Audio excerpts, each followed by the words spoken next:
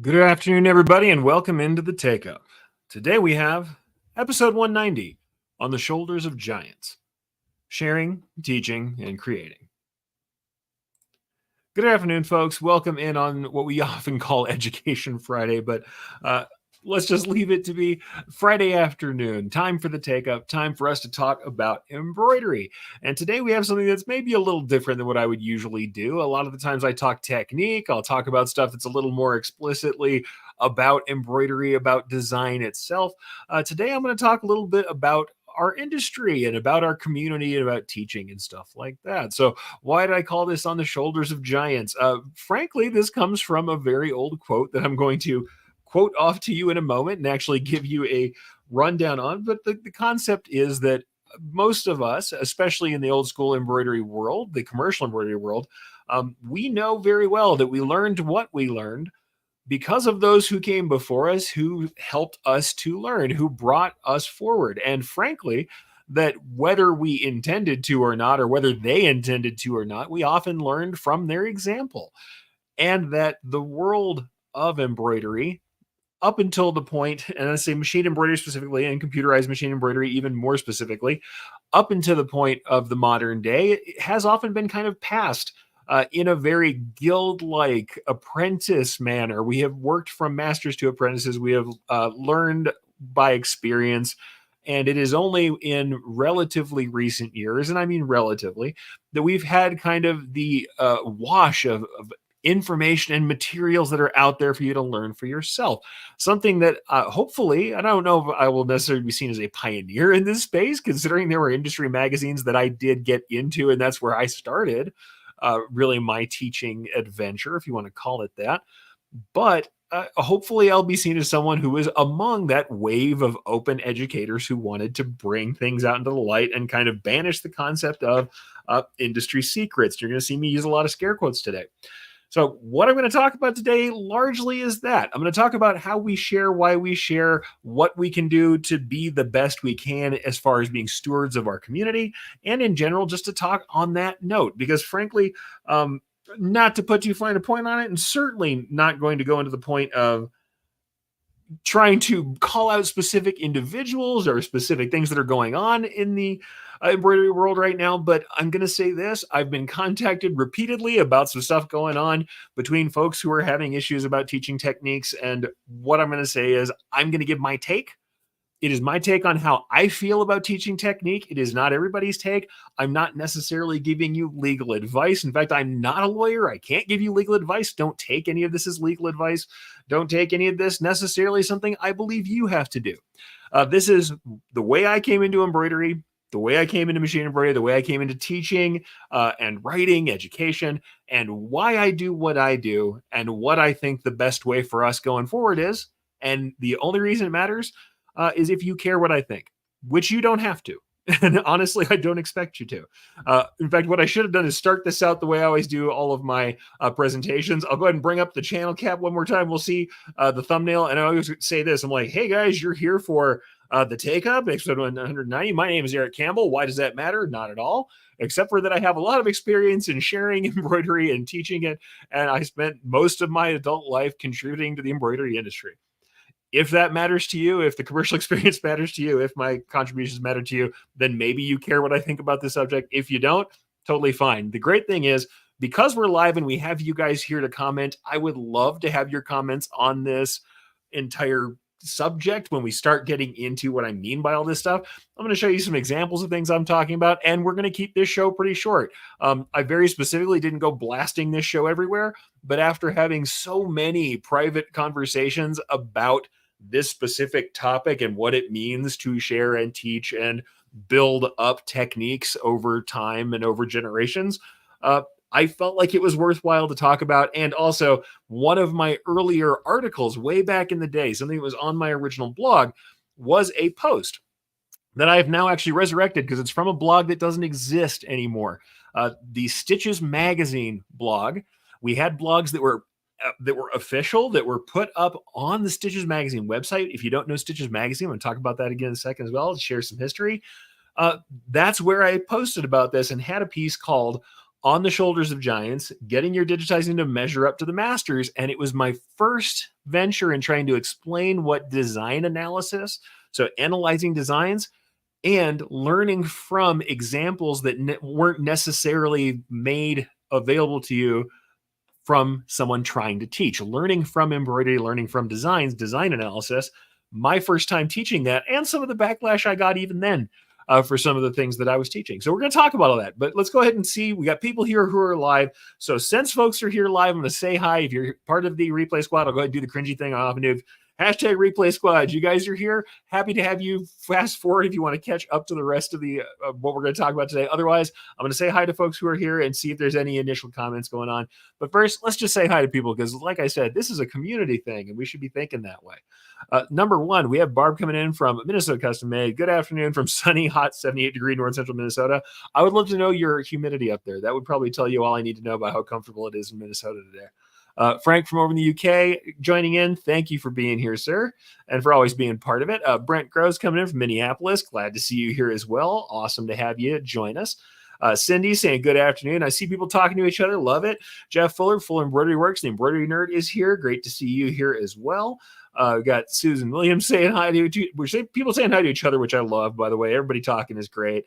We got Ron coming in. Good day from rainy and cold Milk River. Hope you had a great week. Hope you had a great week too. Yeah, Jeff loves that everyone gets stitches, patches, fire. That's and what I love about this is made stock out of the Ace One collection over in Brilliance because that's something that I really put a lot of my little heart and soul into. I'm glad to hear that. So this one's really easy to recreate if you want to. That's super good. But yeah, I guess Ron said Frank blasted enough. Well, Frank shared. Thank you, Frank, for always sharing and being awesome. Frank is awesome. And as Ron says, cheers, Frank. He's always awesome. Ramona says, I'm here. Hello, Eric. Hello, Ramona. Happy to have you here. You've been in a lot of my classes over the years. Love to see you here. And you teach yourself now and have a podcast. So you have become part of the legacy stewards that I think is really what I'm talking about here. People who teach and share back, which is important to me. Got lots of other folks. We got Zuraw is in. Hello, Zuraw. I haven't seen you here. Happy to see you then. Like I said, I talked to everybody. Maureen Smith-Kuntzman is here. Cloudy again in PA. Love to see people talking to each other. Brent says 41% humidity. Whew.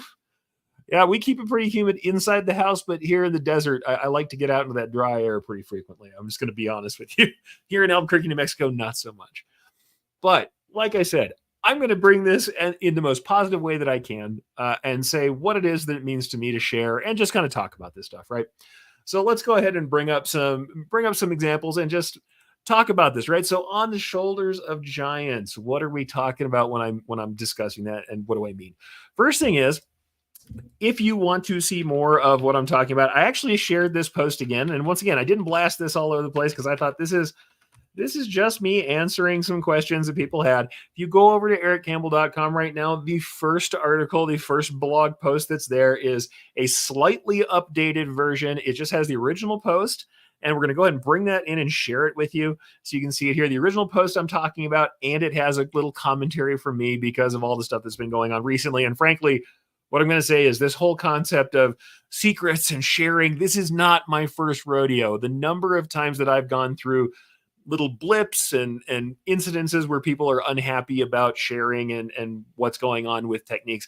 This happens over and over again. I'm going to talk about it in a way that hopefully is positive for everybody and just explain to everyone how I handle things myself and what I mean. But like I said, I'm going to go ahead and say, if you want to go to erichcampbell.com, there is a blog post up there. I'm going to share it now for you to see it, and we'll throw that up on screen. Unfortunately, I had a crash earlier where I dropped my second screen out, but we're going to go ahead and share the second screen here. And I will bring that up so you can take a look at what I'm talking about, and you'll see what you're looking for if you go over to my website. But here's the deal. This is the post that we're talking about, and it's from my old archives. On the Shoulders of Giants, getting your digitizing to measure up to the masters. And the first thing I'm going to do is actually steal from myself here and say, here's the quote that I'm originally referring to. So this is actually from John Salisbury from the Metallogicon 1159. Bernard of Chartres, and I probably said that incorrectly, used to compare us to dwarfs perched on the shoulders of giants. He pointed out that we see more and further than our predecessors, not because we have keener vision or greater height, but because we are lifted up and borne aloft on their gigantic stature. So yes, Eric bringing the quotes and making everybody read and doing all the things that I usually do. But here's the thing. The reason I bring this up is because the concept is all of us, we exist in this state of having learned from people, having benefited from their original education and development, and that it's not we are not doing so much better work because we are somehow better than our forebears or have somehow developed something that they had no capacity for, but because we also and maybe we do have our own take on things, which is valuable. Certainly we all bring our own valuable take to it, but we should recognize at least that the groundswell of everything that has come up to this point is lifting us up toward this position where we have already gotten through all of that trial and error that these people did. And I'm going to go ahead and extend it and say, as much as we talk about this in machine embroidery, and I'm going to say we're in this very small category. Even in this small category, I used to say, all right, computerized machine embroidery is standing on top of machine embroidery before it was computer controlled, and standing on top of also the hand loom, where we did have multiple embroidery heads controlled by a single operator. And then we go back further and further into original hand-worked embroidery. But all of these things are leaning on this tradition of needlework. And yes, they differ in the technologies and the abilities. However, they all come from this groundswell, this massive foundation of people making marks, making art, embellishing fabric and clothing with thread. And we develop from there. It's one of the reasons why I continually tell everybody not only about analysis, but that we should be looking at not just designs for machine embroidery, but all kinds of fiber arts. Is why you'll see me repeating knit patterns or different kinds of crewel embroidery, or why I'll refer to terms like silk shading, which are really from the hand embroidery side of the world. But whenever we're making marks with thread on fabric, we need to realize we're actually standing on top of thousands of years, which means generations upon generations upon generations of people whose creative art contributes to what we're doing now. Even in the littlest things, we were joking around, we're talking about my hat. We have to think about the cycles involved in this, right? We're looking at this font, and here's Everyone Gets Stitches, and a font that's now called Lagrange, right? That's the name I gave it. But this font is a font that was coming out of the tradition of like psychedelia. So we're talking about 60s and 70s. However, where does that font come from psychedelia here? Well, if you look back, that's going to be Art Nouveau. So it's like generation upon generation. And that's just in one little example of art. If we think about all the things we're doing, we're standing on the shoulders of giants. This is history. And honestly, we should understand that as we go into anything. But the great thing about that is we have to realize that we too, and no, I'm not just talking about my own personal stature, and I am both tall and wide, much to my great consternation. I might be considered a giant, but I'm not talking about that. All of us, no matter our size, are giants in that we are going to lend our shoulders to a generation that comes after us. Somebody will be trying to learn this stuff. And if we are so lucky that something we created or something that we left behind or files that we gave away or something we wrote or taught, or maybe if one day the great archive of YouTube actually is something people go historically digging through for examples, we will lend something to that generation beyond us that is past our knowing, that is something we can't see. We are planting a tree under which we will never stand to enjoy the shade. And that's where legacy comes in. So hopefully we understand not only should we have some respect, it doesn't mean we have to love everybody who ever worked before us. I don't expect you to love everything I say today or any day, or to believe everything I say today or any day. But if you take a piece of something I've made and you make something new, a tip of the hat to say, thanks, Eric. That was cool. Thanks for teaching us some stuff is great. And I like to do the same thing. I look back. The sad thing I have is back in the original days, and I'll talk about a little history for myself. Many of the pieces I learned from, I have anonymous files that were converted from paper tapes from punchers that I cannot meet and do not know. And the sad thing is I can't give them the credit aside from to say there is no Takeup without the people who were commercially punching, who were not necessarily given credit, who weren't able to share the way we share, especially in the age of the internet. from whom I learned via design analysis. Um, Credit where credit is due. Credit where credit is due. There is no technique that makes all of these or the thousands and thousands of files I did in my time without the people who did the punching before me. They don't do that punching. I don't do what I do. Plus, when I was struggling very early on, yes, there were things I developed through complete trial and error. Yes, my knowledge of thread and fabric and sewing came from other sources. As you guys know, my mother worked as a seamstress and was very good at construction sewing. And I saw sewing machines and thread and fabric when I was a kid. So it wasn't entirely outside of that. But even then, if we want to talk about it, now I also owe to the generations of seamstresses and sewists and people who taught her. So I owe them as well. But even without that, when I was struggling, I went to those files and I analyzed them and broke them down and learned and measured. And so, credit where credit is due. There is no legacy that I'm going to leave without the foundation of the punchers before me. And frankly, lots of us now, we are cross influencing each other. We are in our own times without it being a legacy thing. We are looking at each other's work. We're working in the space of each other's work. We're doing retail research, which, I advocate, looking at work that is somewhere on the high street or in fashion or in decor, and then taking concepts from it and running with those. So credit where credit is due. We are standing on the shoulders of giants as far as our forebears, our creative forebears, if you will. And we are, should be giving credit because we are in a community of people who are giving to each other, who are sharing out in the open, and there's a reason to do that. So just to make it clear, that's kind of what I'm talking about. And I think that the best version of this is where we do continue to share and where we, instead of wanting to go deeper and deeper into protectionism, we release as much as we can while we support the people who do so and support people and respect their original art. There is a way to do both. And I think that's the thing that we're kind of looking for. So am I saying I have the answer to all this? Absolutely not. Am I recommending what I think worked for me? Absolutely. And I'm definitely willing to take commentary on all of it. But I think it's true. I think it's very much worthwhile to understand this stuff. And I'm going to go ahead and we got a couple good comments here. So I'm going to go ahead and show some folks, right? So we have people saying hi. Letty's saying hi. So I'd like to say hi with me. And Lisa Shaw, who knows very well about this, is educated for many years, saying she's checking in as well. Happy to see you checking in. But yeah, we've got some other comments too. We have these. Hey, Jeff, Jeff says this, in life, learn from someone else's mistakes. Absolutely. I definitely didn't get electrically shocked more than once, but the people watching knew not to touch the wire. Yeah, totally. And in a positive way, hey, learn from somebody's successes.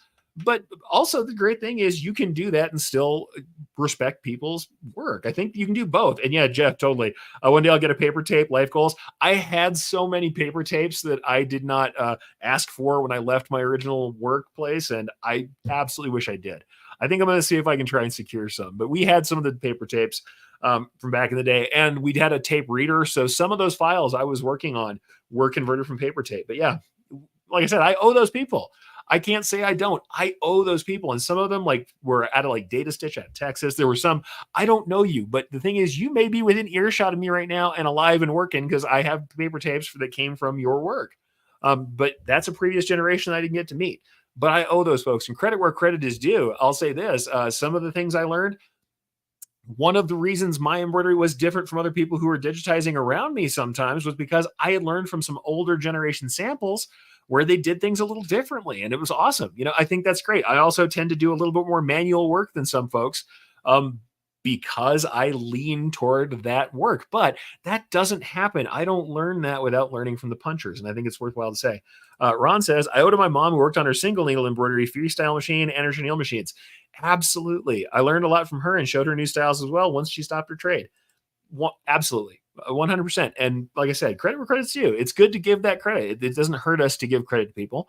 And like I said, I'm not going to go too far into the negative side of this.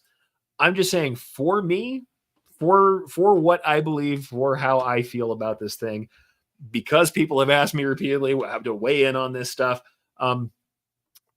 if you're going to be a good steward, and I talk about this too, stewardship, you're taking care of the industry, you're taking care of the craft. Hey, it's like a campground. You want to leave it better than you came to it. Um, we're not going to leave our trash. We are going to leave our treasures. We are going to take away only what is good for us to take away.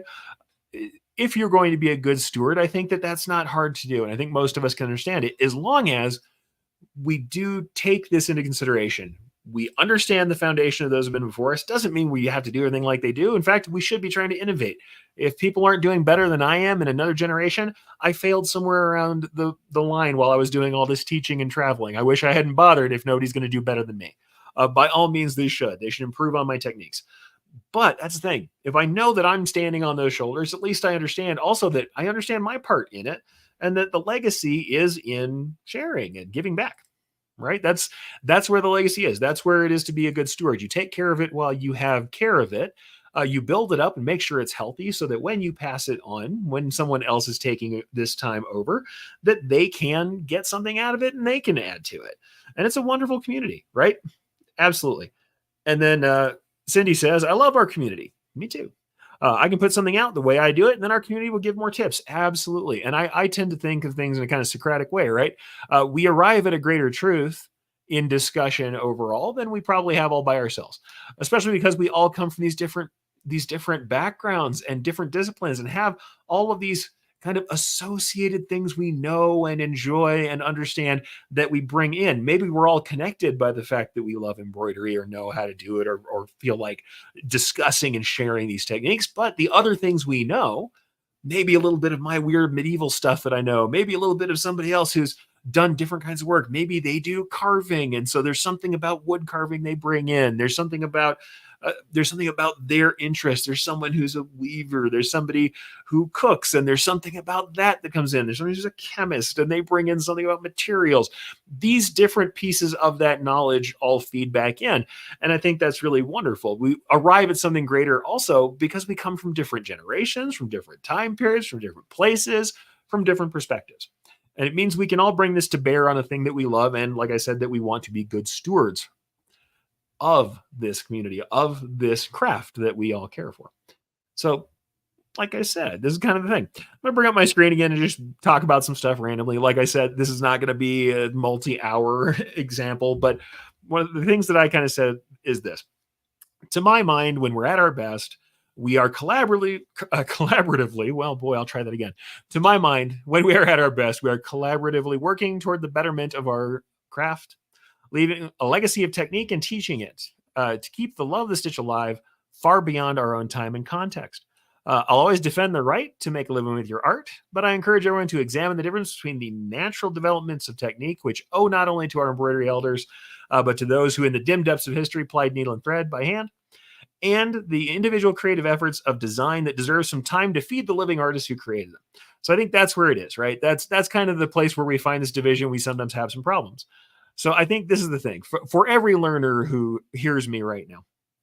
If you give good credit where it's due, give back when you begin to create, and do your best to be a good steward for embroidery, I'll be happy if these shoulders are under your feet. Because that's all I hope to promote today in general.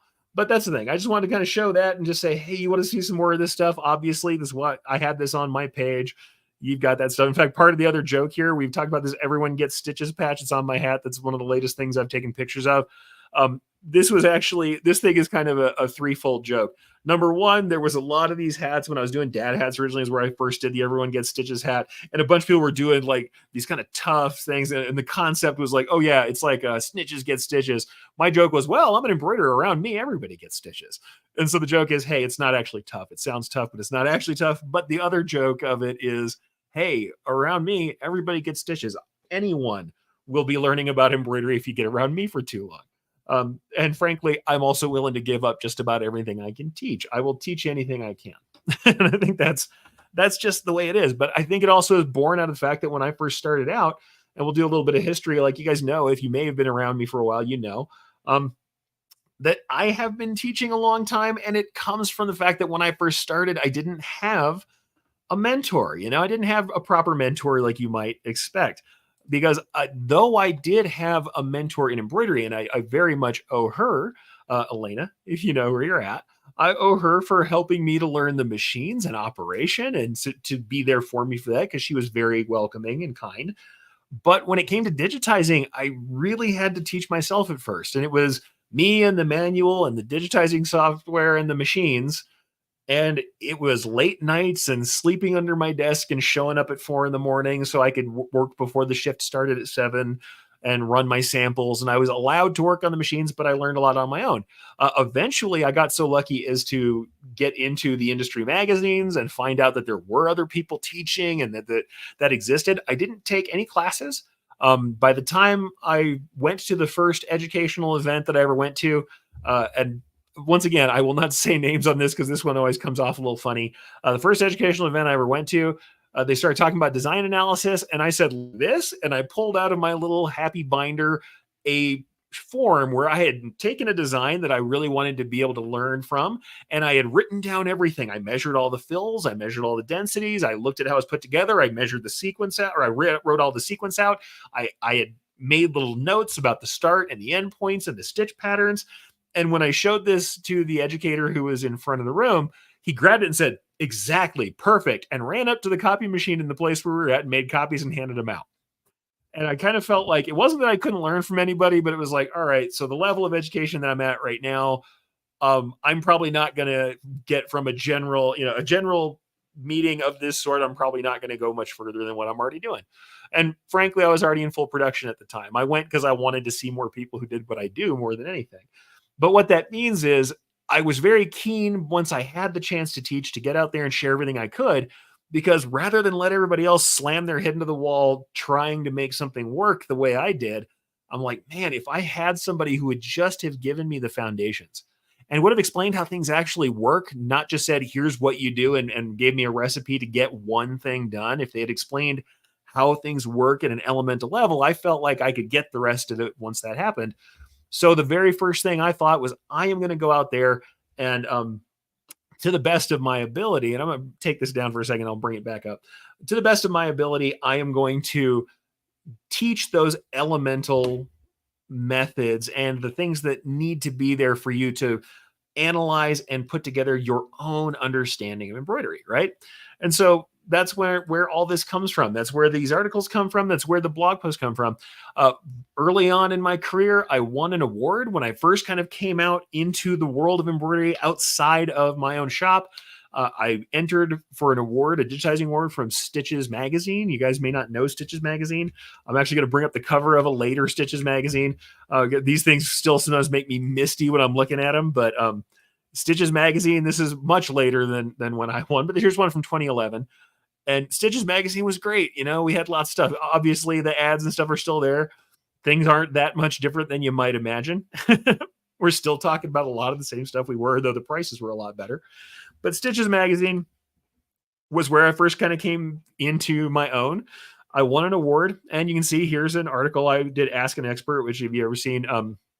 We also have other folks around who did articles of Stitches magazine, but this is one of the ones where I alternated in the columns with Christine Shreve. If you know her, she also did Ask an Expert with me for Stitches. But Stitches magazine was where I kind of first came out into it. I won an award, and after I won that first award, they said, "Oh, well, you write really well, and we liked how you came off when we interviewed you. Have you ever wanted to blog?" And so I started blogging. Blogged for Stitches magazine under the title of On Links and Needles, because this is in a point where it was links was something interesting and technical to talk about. We're talking about in the early 2000s. So yeah, I started blogging. And in that, when I started blogging, the very first thing I started to do was try and bring out that elemental knowledge that I wished I had. And to tell people how to do design analysis and to tell people how to sample, and also to get people kind of outside of this concept of recipes, because a lot of what I did see when I finally got out there and saw the people teaching was more like, here are the numbers, do it the way I say, and it'll work, if they were teaching at all. And then frankly, when new techniques were found or available, or I would see something coming out, it was like pulling teeth to get anybody to talk about a new technique. And then when they did, it was very kind of cagey and strange. And on top of that, I'm going to tell you this, once I started blogging, And once I started teaching very openly when I was developing techniques, I would start developing something and then immediately start letting folks know how I did it. Um, there were early digitizers who would send me emails and say, "Hey, you need to not talk to everybody about this stuff. You're giving away the farm. You're selling yourself short, and this is stuff that we should know, and not everybody should know." And I didn't agree. So the thing I always thought was, we want to be good stewards of this thing. We're going to share. It's hard to imagine in the era we are in now. It is hard to imagine the era we are in where everybody shares everything. And admittedly, there is something valuable to gain from it because there's clout in a way that there just wasn't. Even in the original blogging days, there was not quite the same way of developing a following. And in fact, I'd say I missed out myself. I stepped out and didn't get into early YouTube or any of the things where people did develop individual followings that might have had some other reason for why they were doing this. There was eventually, by the time YouTube became monetized and advertisers were there and all that stuff, that is something we take as a fact now. We just take for granted. In that period of time, there was a period of time, number one, where video really wasn't an option. That wasn't something we were going to do at a large scale. And certainly it wasn't the way it is now, where influence in and of itself was quite as valuable online, at the very least. There were people who were just saying, "Why were you doing this? Why are you sharing? Why would you? Now other people can do what you do." Frankly, that was always the case. Number one, it was always the case. Number two, the secrets aren't secrets. They never have been.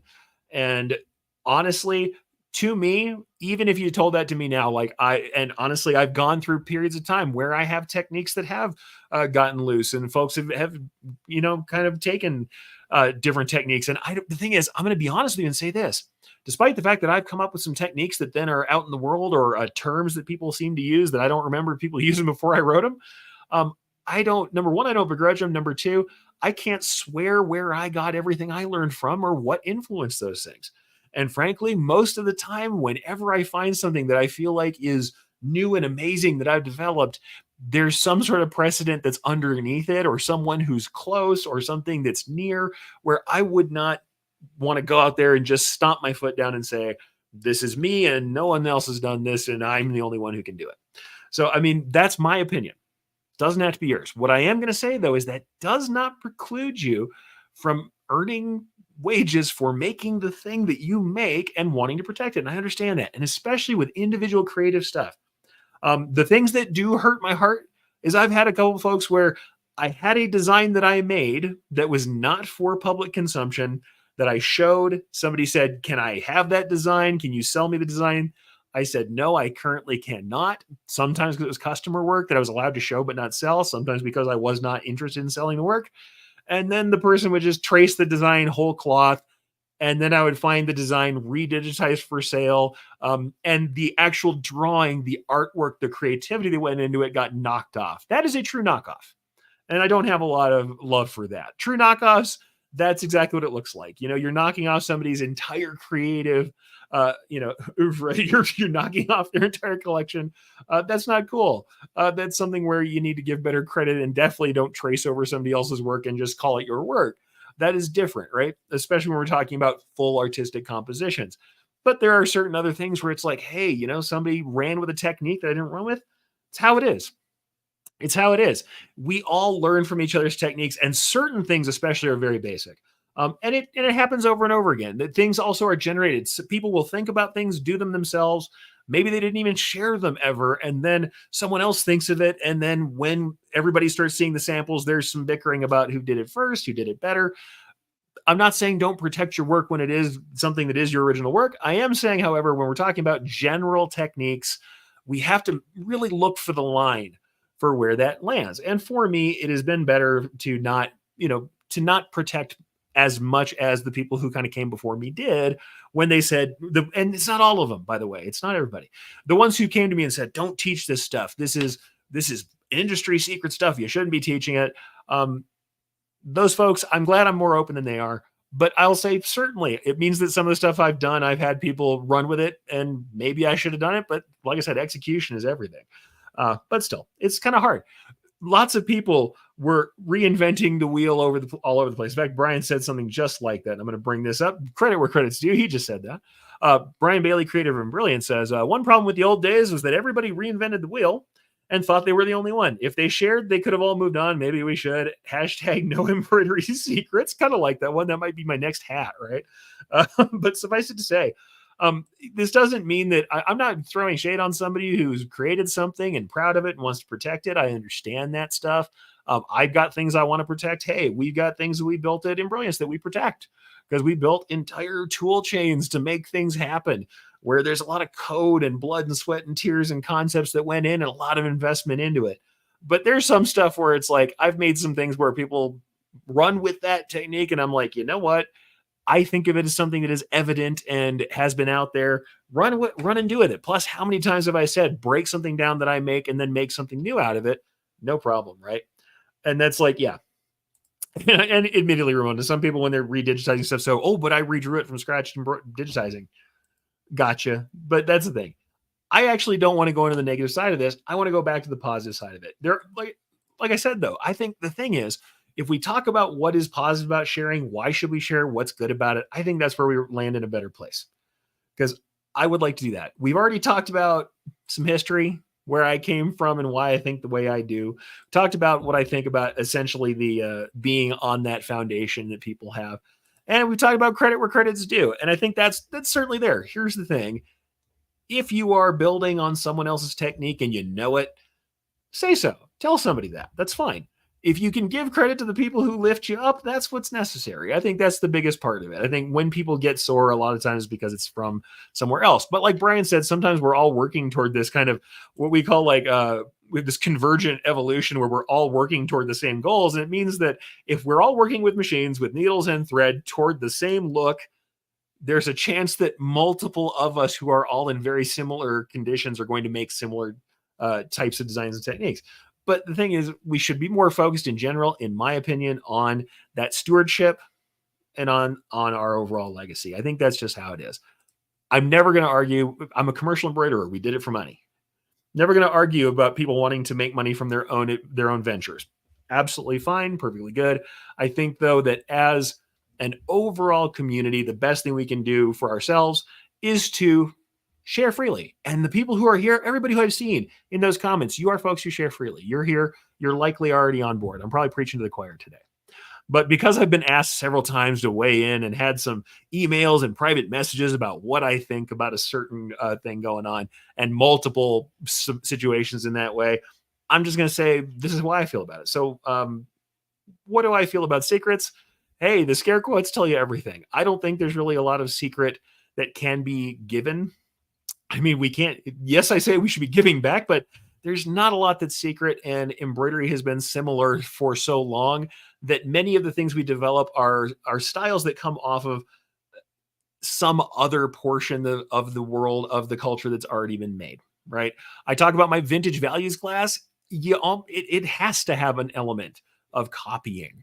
At least in that stylistically, I'm looking for cues and working from those. And some of the technique stuff I'm going to pick up by looking at how the thread's laid down. We know how thread works. We know how needles works. And especially if we're looking at machine embroidery, we know how the machines work. If you're looking at that thread on a garment, you can pretty much tell how it got laid down with some thought. And I think that's how it is. But suffice it to say, like I said, I'm not going to go into a negative side of this thing. I think the great thing is, because we know this, that we know when we sew something out and we put it out there, the likelihood is someone will understand it and want to make something with it. Then we can choose to participate in that. And I think if we choose to participate that, and we do this, we make it clear that we are part of a system where we want to give back and we want to give credit where credit's due, then what we have to think about is support. We should support the people who do this, who actively give back. What that means is sometimes, you buy somebody's design that you want to analyze. You don't try and rip it. You buy into somebody's class and learn from it. And you support the people who are supporting the community. I think that's fair. So we make sure that the people who are doing the things we love are taken care of. So there is support involved, but here's the thing. I think the sharing is really critical. So why share? For me, my experiences sharing has number one made me a better embroiderer, a better digitizer always, because educating someone else on something I do helps me to solidify what I'm doing and often reveals some flaws in my own process. And because of that sharing, it makes other people more willing to share. And we end up in these conversations where the both of us, or many of us, end up in a better place with more knowledge and with a more creative ability. And in fact, the great thing is we arrive at all of these places where we can get past the mistakes, we can get past the initial stumbling and get into really creative places that we wouldn't if all of us had to start from zero. So why share? Share to encourage more sharing, share to build community, share to level everyone up. If if we put everything out there and we expose it to the light, the things that work will rise, the things that don't work will fall. And in the end, as that cream rises and we all get to taste of it, we have something to build from that is really sound and wonderful. Why teach? Well, for me, I'm going to say this. Everybody who says, "Oh man, you're up on the floor, you're doing the thing, you're in front of the biggest show that we have in the States. You teach at Expo, it's the biggest one we've got. Oh, you're in Long Beach. That's awesome." But I'm going to tell you, this right here, it is not a massive money maker. This is not something you do because you are just dying to roll in the money. I will absolutely say that my status in being able to teach has brought me into opportunities that I probably wouldn't have had otherwise. But the funny thing is this, those opportunities also come from being open and sharing and having myself out there. If I had kept everything really close to the vest and done work and kept it really tight, I wouldn't have had the opportunities I had because nobody would have known I was there in the first place. Uh, so there is something about it being opportunistic. You can argue that and even say, "Hey, Eric, you got into the magazines because you wanted people to know who you were." I did, but mostly because I wanted other people to join in this community and I wanted to be with my friends, with the people who I thought would understand what I was going through. I was a regular day to day in house digitizer. I worked in a shop. I did all this on my own time. And all the work I did back in the Stitches magazine days, none of it was paid. We didn't get anything for those articles in the early days. Other magazines paid, and later on, I got paid to write. But I'm going to tell you, for the hours worked, I could have flipped burgers. Probably less than that. You don't make minimum wage sometimes for the hours you put in, especially if you are like I was, preparing all my own samples and images as well. My wife, one of the things she did early on with me is she took all of my photos because she was really great with photography early on. And before later on, where smartphones did more of it and I learned more photography for myself, she did all of my photography early on. So she and I put hours into all these articles and we did them gratis. Um, it's not for direct recompense. Why teach? Even though I think we should pay our teachers better in general and our educators in general, and that shows should pony up and make sure we're okay. We teach because of this community. We teach to give back. We teach to support it. And because if we want to work in this craft that we love, we need to be good stewards. We need to take care of that craft. And I want to bring in people who, when they first come in, if their experience is to go out to the trade shows and learn something, I want them to come in and have the best experience they can, go back to their software machines and enjoy that and have success so that they don't bow out early, so that they don't find themselves crushed in a corner trying to get something done, so that they don't live in frustration, and that they get to the place where I finally got to after all of my, like I said, beating my head against the wall, and learn to love and enjoy this thing. That's why to teach. And I think that's also why to share. And generally why we should support people who do all of these same things. And frankly, I think that's a great thing. We should support each other. We should buy each other's design collections and fonts and things, and we should pay for classes, and we should say our cheers and give our kudos to people who deserve them. Give them their props and give everybody their flowers, because I think it's worthwhile to understand everybody needs a little of that, and everybody needs credit for what they've worked on. I think it's fair. And the great thing is, when we do this, we also, very much like citing articles when you're writing for education, if people can see the chain of where you're coming from, they can understand and research for themselves what they would like to know, what they would like to see. And they might find new inspirations and people to learn from that they wouldn't have if we don't.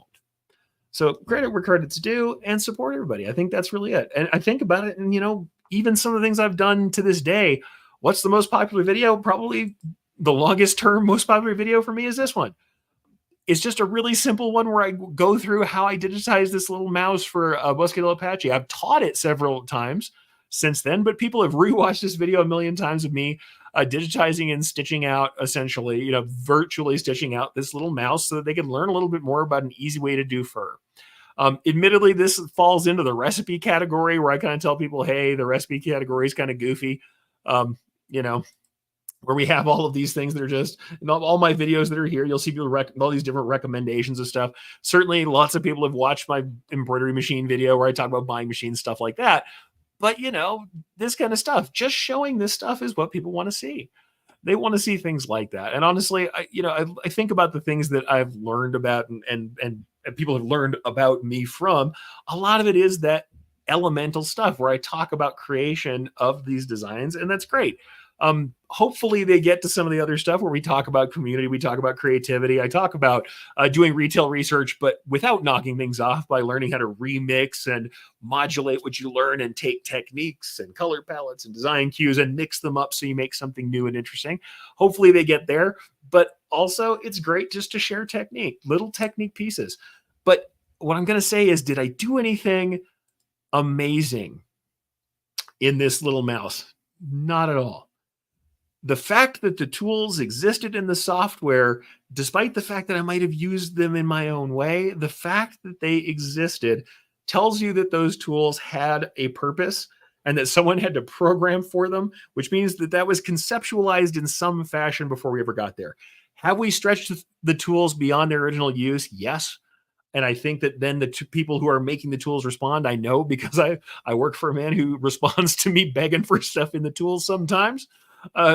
We do influence that, but that's the thing. That's that cyclical influence. While we're all sharing, and if we're all paying attention, we're making new things that keep generating back into the inspiration and making things great. So, like I said, is any of this amazing? No. We got some curved fills. We got some kind of wormy stitches going on. We've got some different color plays. We've got some layering. Is any of this incredible? No. Has anybody else done it before? Yes. Has somebody done it better? Absolutely. I'm not the best person for fur. But does it give somebody a nice little shorthand for how to make some fur quickly and end up with something kind of cool? Sure. And that's valuable, right? Plus, my method's a little different than somebody else's, and they might take this method, in fact, I'm hoping so, and do better than I did. But they can see that here's a guy coming from a commercial background who wants to make things quickly and isn't keen on drawing every single hair in a pelt. How did he handle it under the pressure of getting things done for production? And here it is. That's also why to share. So here's the other thing. If we want people to understand where we come from, and we want people to benefit from it and also understand that in the context of what we're doing overall, sharing is another way to handle that, where everybody gets to say, here's what I did and why, and we can start to understand that. We talked about this previously. I've talked about stock designs with you folks. And whenever somebody says, what's a good design? And I always think about this dichotomy, right? When I was working in commercial digitizing all the time, my good design is a design that runs all the way through, that doesn't break thread, that has minimum color changes, minimum jumps and trims, and honestly, minimum colors, because I don't want to thread any more than I have to. So that would be the best design for someone in production. Artistically, is that always going to be the best design or interpretation? Probably not. And in fact, we used to butt heads over this because I would have people who were canny enough to know what an embroidery file was. And in the early days when home embroidery started to blow up, and we had designers at Embroidery Library. By the way, I'm not here to say, they were terrible designers. They're not. But they would digitize for people who were threading one thread at a time, who were willing to spend as much time as they could or wanted to. It was part of their hobby and they loved it and they wanted exquisite painterly renderings. Those folks would put way more colors into the same design. If we were both given the same art, I would get it done in 9 colors and they're going to use 15 to 20. Why are they going to do that? They're going to add little hints of shading. It'll be sublime. But for a commercial producer who was at the time running 9-needle machines, especially in the early days, The concept of having a 15 color design is outright not going to be worthwhile for me to work in production.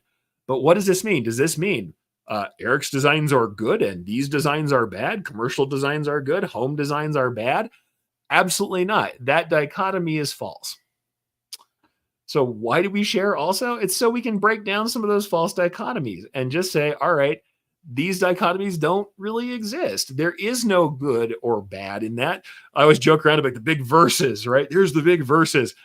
It's home versus commercial embroidery. It's detailed and painterly versus simple and elegant. There is not really a big fight here. There is fitness for the job at hand. But that's another reason why we share, so that an old school commercial guy like me who was making a lot of plumbing logos and logos for big bread factories and stuff for the back of mechanics jackets and stuff for the local news. And I could point to all these things on the wall. I kind of love this background. I wish I had some of the other walls now because I've enjoyed being able to point at random stuff. It's just good to be able to, like, stuff for Hooters. Ignore that one. Suffice it to say, for all these different things, it's like somebody who's working on these things, if you took this stuff and then went to somebody who is in home decor, they're going to have very different rules. And if you go to somebody who was designing for Embroidery Library and they were making these lovely painterly pieces that look like watercolor, what I'm doing for Channel 4, what I'm doing for VW Works, what I did for the CW, what I did for, Scotty Bobbitt and the memorial patches down here, the military memorial patches for those runs, those things aren't going to fit the same way. Those are not the same thing. And that's okay. But my style on some of this is good for logo work, is good for commercial work. It might not be good for what they were doing. It doesn't mean that it's bad and good. It's not versus. It's multiple things that are together. So, like I said, is there good and bad? No, but there is some technical proficiency, and that's where we're talking about technique versus style and technique versus art. But it's just how it is, right?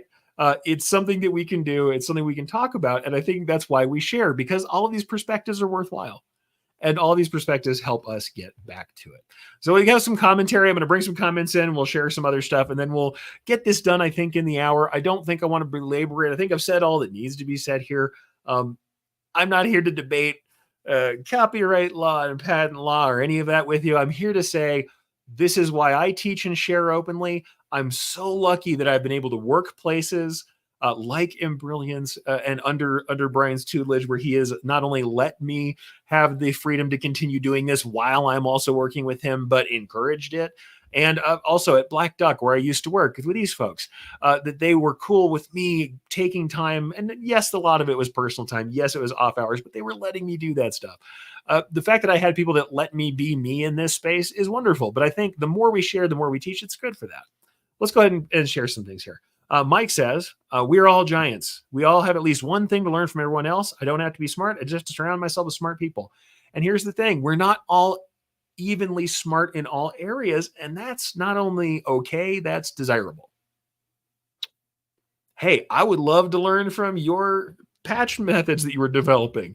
I don't know all that stuff. I didn't work on those very specific types of patches. We had some really cool stuff that I saw you do. And then I was like, man, I'm jealous. That is something cool and new to me. But at the same time, you were also replicating something that somebody had done in a different way. We all learn. And I think this is the best way we can be, right? It's not a bad thing for us to protect something for ourselves, to say, hey, don't copy my design whole cloth. Don't pull my art and draw over it whole cloth. Absolutely, I'm not saying that. What I am saying is we're talking about overall mindset, overall decision on how open we're going to be. I think we all benefit when we are more open in general, when we are more sharing than not, and when we are willing to contribute than when we don't. I think shutting down the walls, locking the gates, throwing away the key and saying, this is mine and it shall never leave here. Despite the fact that I have had desire to do that, despite the fact that I've felt bitter in my life about stuff that I shared with people who took it. And that's happened before to me, and it's happened before to everybody who's here. I think if you've been in this industry long enough, you've probably shared something with somebody who ran off with it or made something out of it and didn't tell you or whatever. That happens. especially to educators. I think it happens to all of us who shared anything, or you share something on a file folder in some, in some Facebook group to help somebody out, and suddenly you find they're selling to that client instead of learning the techniques. These things happen. Despite those things happening, I will say for my career, for my time in the industry, and for the community around me, the sharing has been overwhelmingly more valuable than trying to lock stuff down. And I think that's me. Doesn't have to be you. But for me, to you, I would say, especially if you are younger, if you don't have as much gray in your beard, if you haven't been in this industry for 20 years or more, from me to you, the sharing, despite those setbacks, has been more valuable than not. Take it for what you will. It could change for you. It could be different. Letty says, if you don't share, it becomes the family recipe that dies with the one relative and is never made again. And for some of us, we may not have a relative to give it to. So sharing is the only option. It might be it. Like I said, I'm not saying take your best selling thing and go next door to the person who's making the same thing you are and say, here's how you please my one customer and here's their number. I'm not telling you to do that. I am saying in general, a more open attitude toward things has just been better for me. But Mike says, side quest, I'm going to need to know more about that VW Works job. The VW Works job is super simple, Mike. I'll just be honest with you and say those are mostly fills and satins, my friend. There's not a lot to say about the VW Works job aside from the fact that it was going on some really cool kind of retro. We had this cool retro style. It's very much like motel signs mid-century. I love that piece. But these are really just satins. It's got some background line work and some fills. It is absolutely a very simple thing.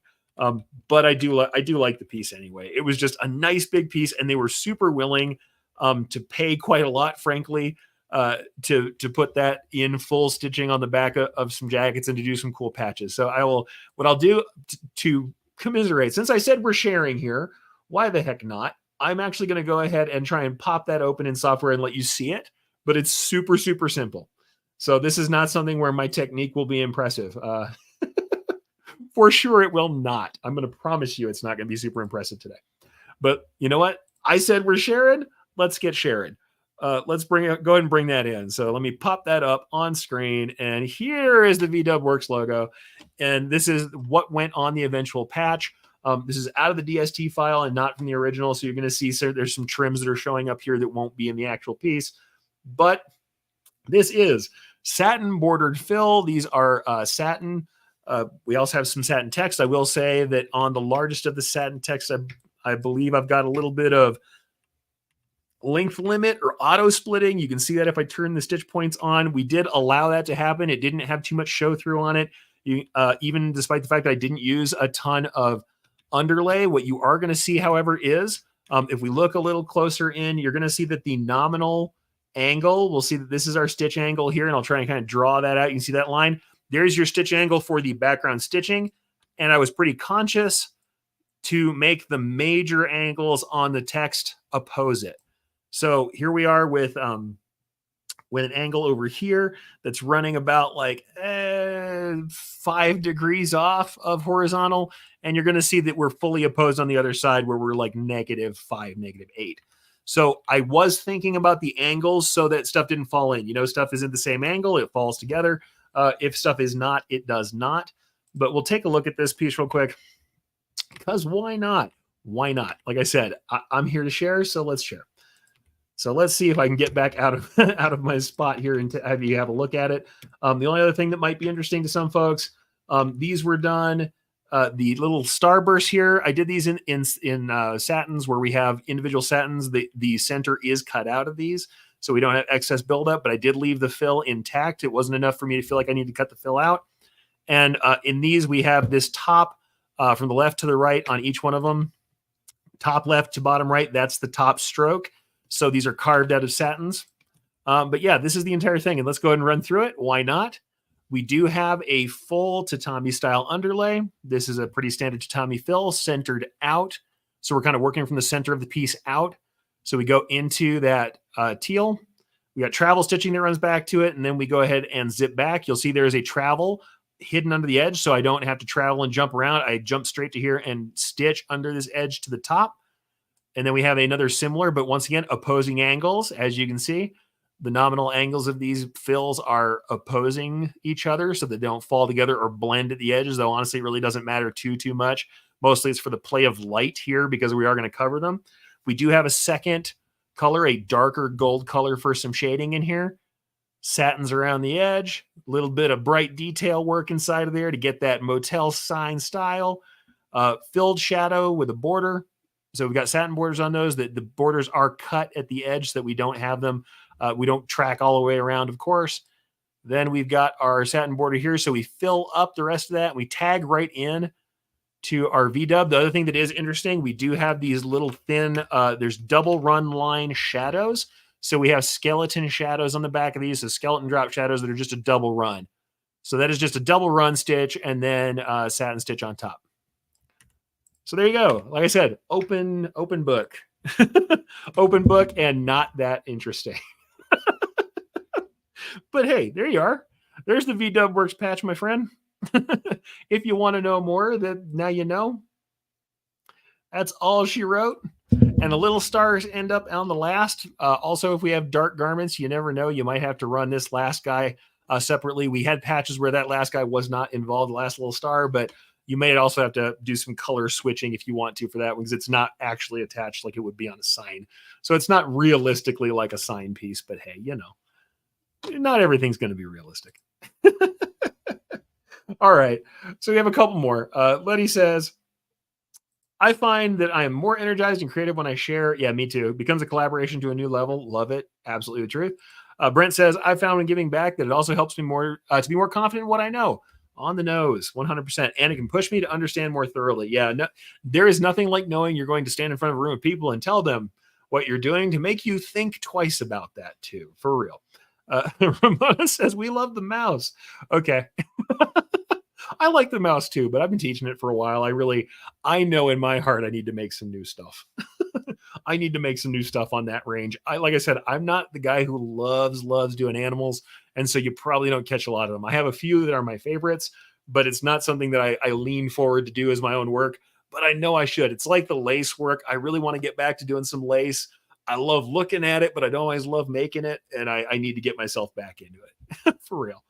Barb says, I'm appreciative of the knowledge people are willing to share, always something to learn.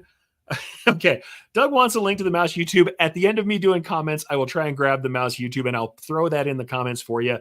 If you go to the Erich Campbell page on YouTube, which should be linked anywhere through here, and it is actually, if you go to erichcampbell.com and you go to the Takeup tab, and through that is going to get you to my channel. It is on the same channel. So it does exist there. You can find it, but I can show it.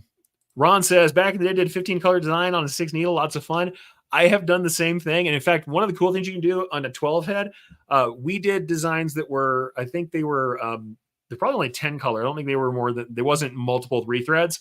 We ended up doing, instead of, we had enough time on the machine that we threaded every other head up differently. And so I would run the first half of the design, pull all of them from one set of heads to the second set of heads, and then run the second half of the design in the other colors. So we had 6 threads on one head and then 6 threads on the, or however many head threads, like 4 threads on the next set of heads. So every other head was mounted up. So you would, there was a certain point in the design where you'd stop and move over to the other heads and just run it. That way we didn't have to rethread it all the time or have them all sitting in hoops and then try and thread them again. We were running between the 2 heads back and forth doing the same thing. So yeah, have done it. In the era of 15 to 18 needle machines, I don't see a lot of use for it. But if you got an old 6 needle laying around, you don't necessarily have to scrap it just because you need 9 colors if you'd have enough time to run everything twice or to get half as much production out of that machine. Mike says, so awesome. Love it. Hey, I'm glad you like it. That is credit where credit's due. That's really the designers. The interpretation part of it for me was stitch types and some stitch angles, but that was all design work. It's just a really cool retro sign style design for real. So Cindy says, I appreciate all the embroidery influencers, even though I'm an embroidery person. There's still so much to learn. Yep. Same here. I need a lot. I need a lot of things right now. Like, reminds me of the Jetsons, late 60s, early 70s. Yeah, I love that stuff. Any diner in the 60s. Yeah, I love it. If you're around classic cars a lot, which like the V-Dub folks, my dad was a big classic car guy. He's got 60s Impalas. That's really what he's got. So 66, 67 Impalas that are in his backyard right now. I had a 72 truck GMC that I love, and he still has. And there are days where I threaten to come get it because he made it a lot nicer than it was when I had it. But yeah, classic cars and classic car clubs. I've done some cool car club stuff, and my favorites are actually not the super detailed renderings of cars in full color. I like doing the old school, looks like a mechanic shirt from the period, where we have like a single color rendering of a car. I've got some really great ones that I've done for that I love, and that style always kind of, I think it really just kind of makes me think of my dad, is what I'll say for that. But like I said, those are some things I love. In fact, I'll bring up one of those kind of like old school back of the mechanic shirt pieces. I think I've shown this on the show once before. This is one of them. This kind of style where we only have the single color. In fact, I'm going to bring myself out of that frame a little bit. You can see kind of there's some carving going on with the bumper here, but it is from a photo source. This is an original source from a photo, but this on the back of a jumpsuit is awesome, right? I just like, but that's the thing. My period of time that I like, and the kind of embroidery I like less color and more simple stuff. I like very graphical pieces, but that's not everybody. So you'll find if I'm making stuff for myself, it's really cool text, it's graphical pieces, it's logo work, it is stuff like that more than shaded work. I like very iconic graphical pieces that rely a lot on their outlines. I'm very much of that kind of school of logos where it should still be identifiable in two colors as it is in full color. I like that style of work, so you'll find me doing a lot more retro work when I do it by myself. But like I said, it's a worthwhile thing. And so lots of cool stuff. Cindy says, you don't see logos with cutouts like we used to. I wonder if it's because there's more control on density and stitch lengths. Yeah, maybe to a degree, perhaps. But I think also people have kind of understood, we used to really try, people were always trying to cut a ton of material and stitches out from under things. And they finally figured out, usually there's more travel stitching and density. When we talk about density being different between two-dimensional density, how close together are these threads, and three-dimensional density, how many times have I jammed this needle in the same spot through the material? That three-dimensional density causes so much problems that sometimes it's better to lay things on top of each other than it is to have a ton of little needle points in one area. And I think that's why you see less cutouts. Mike says, if I can be a part of pushing the industry higher by sharing successful techniques, I'm going to do it, because better work commands better prices. And if the whole industry is growing, so are my receivables.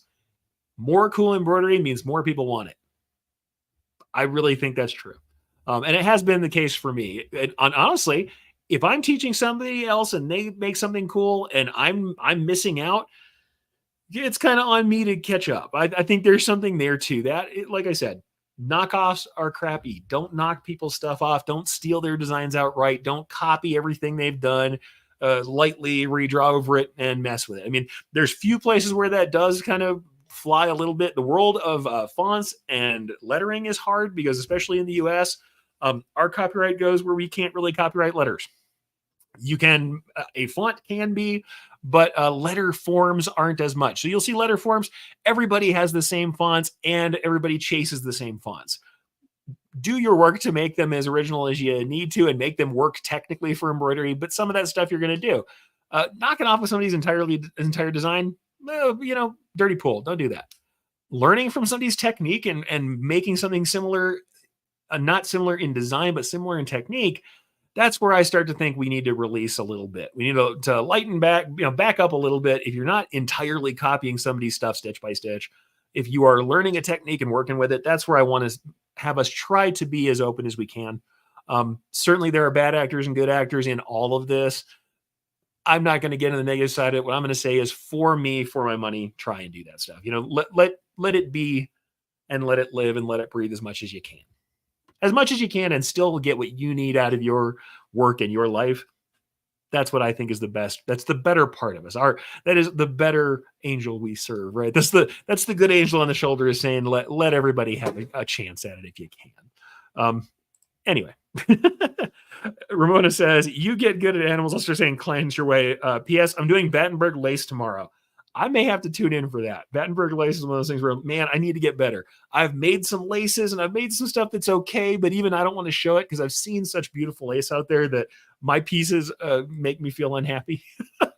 It's not as good as some of the stuff I've seen out there. Maybe I'll get encouraged and I'll remake the piece that I always have wanted to make, my Viking lace piece that I've thrown out and tossed away. But Maureen says, always be a beginner, but I learned so much from all of you and take notes. About all I can share at this stage of my mistakes, but how else can learning happen? Absolutely. And sharing your mistakes is worthwhile. Not only does it save other people from making them, it's how you're going to understand them better. It's always good. So yeah, don't feel bad. And I'm with Cindy also. I love lace. Lace is wonderful. I'll say this, in this work that I was doing, very little call for it. So my practice in lace is a heck of a lot less than logo work. And also even in logo work, I've done much more painterly work that was related to logos or landscapes or things that are part of that world than I have that are like animals and larger landscape type pieces. You guys know I've done a lot for a lot of people, but it's not always the same. But yeah, I think it's worth understanding. I will tear anything down for all of you and share, but that's the thing. Do I get to the place where I make these pieces without that? I think when I look at pieces that I've shared, like this is that Bosque del Apache piece you often see with the flying crane on the patch, and I usually have it sitting, and I'll try and grab the graphic of it as well before I close down for the day here, because we've talked about this more than I intended to. Though it was lovely because I think we talked about it more than I intended to, because so many of you have shared your feelings about it and talked about the things you love and why you share. But let me see if I can pull. There's the image of the actual piece. And you guys have seen me teach this many a time because some people get very impressed with some of the little details on this. I'm always tearing it apart to try and show you that it's really just not that big of a deal. These things are very simple. It's a bunch of little simple things that go together to make anything that looks impressive from further away from the handshake distance. But why do I tear these things apart? Because I think that it's worth understanding that it's simple. And it's worth understanding that layering some thread together, working on what things really look like, getting out of your head about representing too much can be helpful. And that pretty little tree that looks really complicated when we're zoomed out or when we're standing back from it really is a couple of fills in a couple different colors at loose densities with randomized stitch lengths, with some, straight stitch branches and a couple of carved columns on the bottom that make it have some depth and some squiggles to give it the sheen of the leaves that are further and closer to us. It's the layering, it's the texture, and they come together, right? And the same thing, these little grasses that look so impressive in the patch are 3 jagged edged fills laying together to make one set of colors that looks interesting and varied. It's just some light density and some stuff. The hardest drawing is probably done in there's a little bit of shading that's hard on the bird. I'd say that the shading in the mountains is more manual than any of this. And some of the texturing to get densities higher in the clouds might be more manual, but none of it is mystical, magical, something that no one's ever done before, something that you can't do if you want to. Something that I couldn't have done, even though I was scared, witless. You guys don't know. When I first did this piece, they gave me 3 photographs and did not composite them. Here are some cranes. Here is a tree. Here is the river and the mountains. We want something from this. And I did the design work too. I did the layout and the original design concept work for this too. And that's the thing. When I was doing that original concept work, it was scary. And I was like, man, how am I going to render all this? And so why do I share? Why do I put this together? So that the next person who's coming up, trying to learn this stuff, trying to figure it out, who wants to make this patch, who wants to make something natural, doesn't say to themselves, oh, I can't possibly make this thing. And I look at this and I see all the flaws that are in it and the choices that I made that aren't perfect and the things that I could have done better and the things that other people who do better animals or better landscapes do better than I do. Number one, you're going to have that. You're going to feel that way sometimes, and that's okay. You're going to feel like somebody else is out there doing some incredible work that you're not doing. That's fine. You're going to feel like that sometimes. Number two, the sum of the parts is greater than the individual parts, and you can't tell that till you get in there. Number three, sometimes it takes just starting, putting the stitches down and trying. And last but not least, all those things, why did I share them?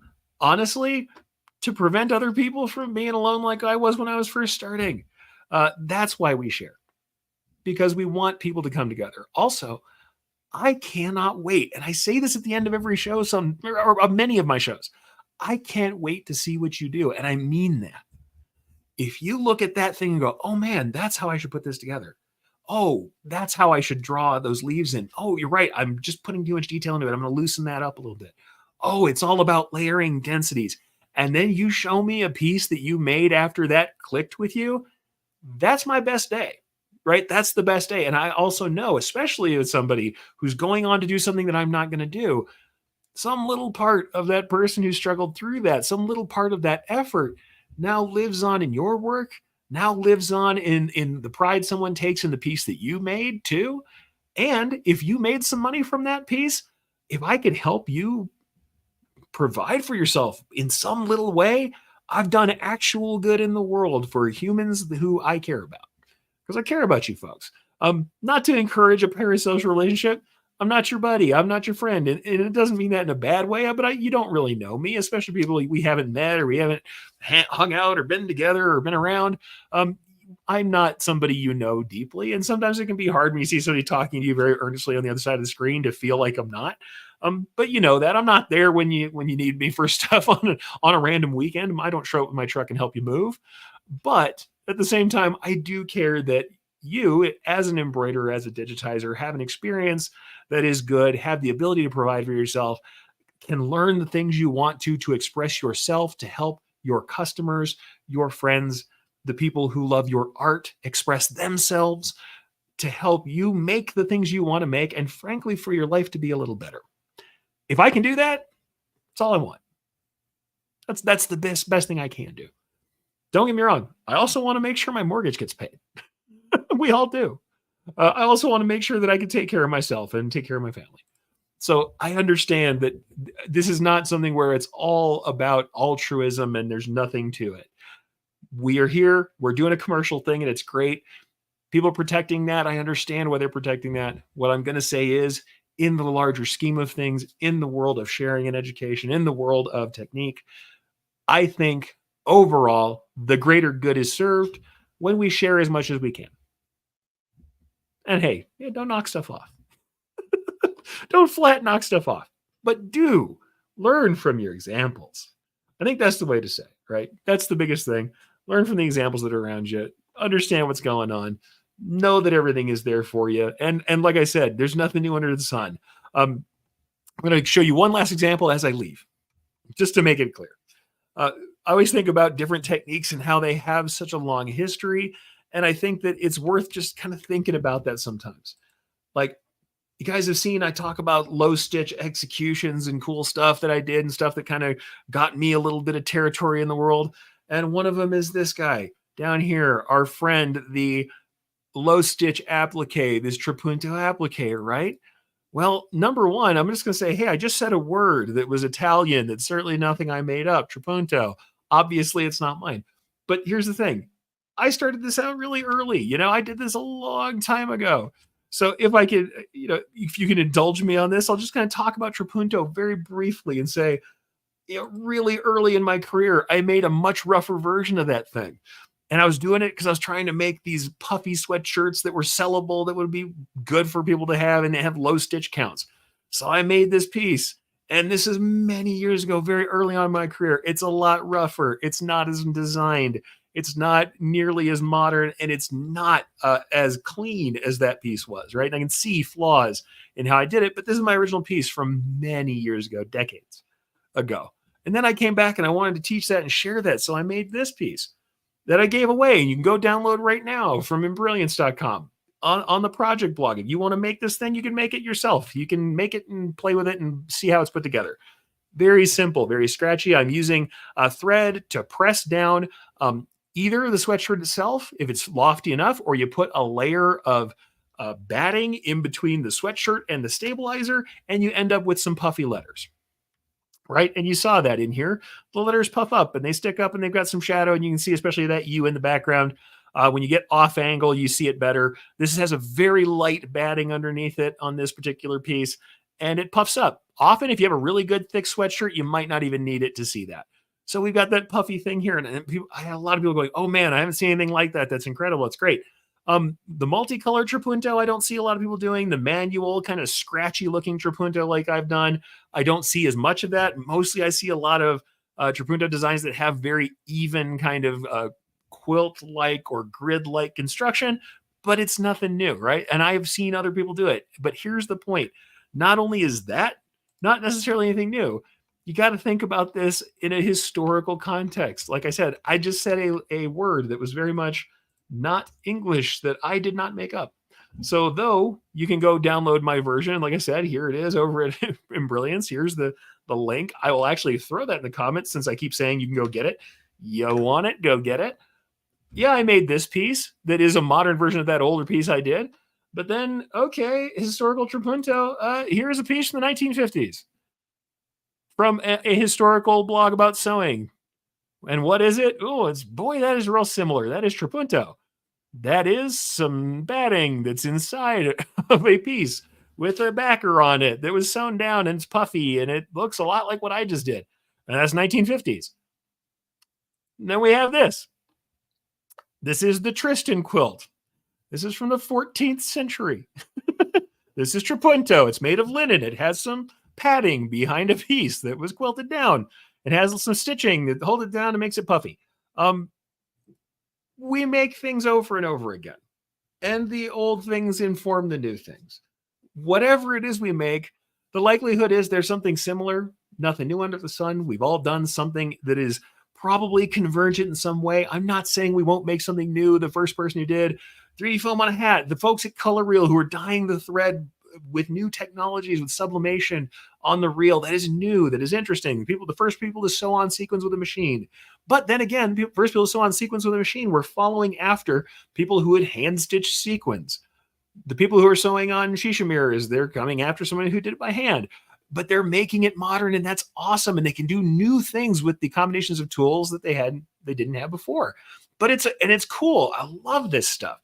But we should understand that there's a historical basis to it. And sometimes, there isn't as many new things under the sun, but we're reinventing over and over. And it's part of this conversation we're having with the history of embroidery.